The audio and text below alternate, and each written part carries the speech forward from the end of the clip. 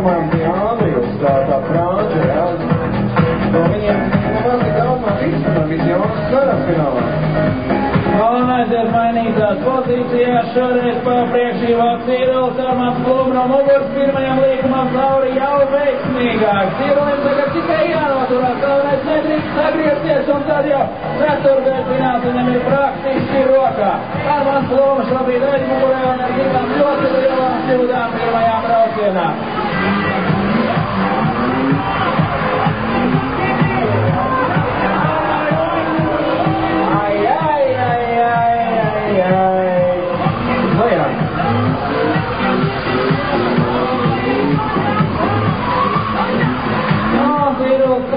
Un praktiski bez kļūdām veids kārtoties fināla braucienu.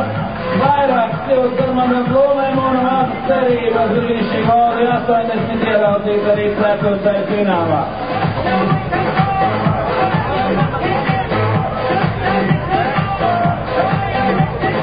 Kamēr gaida pirms vērtējumu nākamais uz startu mums nāk 10. numurs Jānis Lamberts un 19. numurs Guido Bruvēčs.